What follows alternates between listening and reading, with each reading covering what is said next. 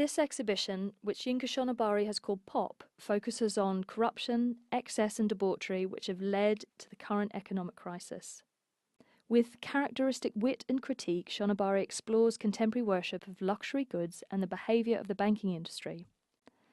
The Last Supper after Leonardo encapsulates this. This monumental new work fills the window onto Old Burlington Street. It is the artist's largest and most complex sculptural tableau, in which Bacchus, the Roman god of wine, replaces the central figure of Christ, here transformed into a headless satyr, half man, half goat. Surrounding him at this debauched banquet are his 12 headless disciples cast in poses of sexual and animalistic abandon. In this homage to Da Vinci, filtered through the lens of Victoriana, the scene captures a moment in time at the climax of a pan-historical hedonistic party. Shonibare has tailored the figures in his trademark wax batik fabric. This material, originally inspired by Indonesian design, is mass-produced by the Dutch and sold to the colonies in West Africa. It has since become a strong symbol of African identity. Another recurring motif in Shonibare's work is the removal of the figures' heads. This is an implicit reference to the executions of the French Revolution, marking the end of a period characterized by corruption and excess. These headless figures, along with their neutral skin color, dissuade identifiable associations of race. Included in the dinner decorations are 2 silver vases of tulips. Here, Shonibare refers to the financial crisis of the 17th century Dutch Golden Age, where the extraordinary price of tulips suddenly collapsed. In the second room, a contrasting depiction of celebration and depravity is continued in a new series of works entitled Champagne Kids. These youthful figures present a powerful commentary on our current state of affairs as generations suffer the consequences of the bank's overindulgence. These children are caught in a moment of precarious exuberance and illicit celebration, holding emptying bottles of champagne. In the place of their heads are globes which depict graphs illustrating crucial moments from the global financial crisis of October 2008. These sculptures call to mind city whiz kids enjoying a moment of lavish celebration, blissfully unaware of their impending fall. It is a powerful interpretation of our current state of affairs as the younger generation experiences the hangover from the excesses of recent times.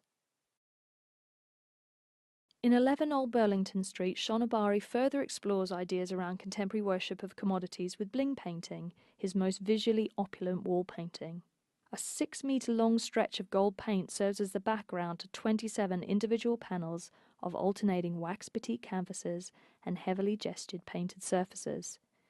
Each round painting forms part of a multitude of swirling panels framed by black toys hand-decorated with coloured diamantes. This dialogue between the patterns and the thick gestural painted surfaces recalls the history of 20th century abstract painting, important to Shonibare from his origins as a painting student at Goldsmiths College. The dazzling toys relate to key themes of war, luxury, and religion.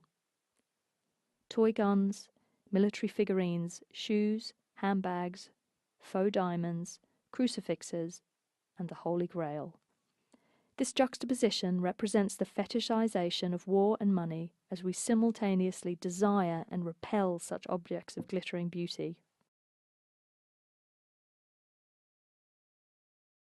In the same room, furthering the sense of an overindulgent party, a sharply suited banker is displayed, simulating the act of masturbation with an exploding magnum of champagne. Deliberately brash and humorous, the work combines the light and dark inherent throughout the exhibition. The fobs on his gold chains include the charms of Queen Victoria's Jubilee, and the bottle of champagne is inscribed with the Financial Times. The banker is a humorous reminder of a bygone era known for valuing class, money, and indulgence. It's a playful and provocative sculpture that is at once bold and beautiful. The final room of the exhibition contains a new series of large-scale self-portraits. These screen-printed, hand-painted works use the imagery of wax batik fabrics overlaid across an intimate portrait of the artist's face. Tracing back to his Diary of a Victorian Dandy and Dorian Gray series, Shonibare puts himself back into the frame with a subtly psychological take on the genre of self-portraiture.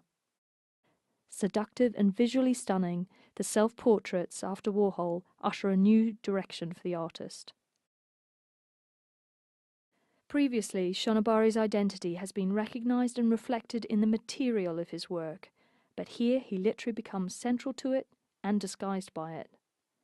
Assertive and commanding, these works draw to mind the inseparability of the artist and his trademark material.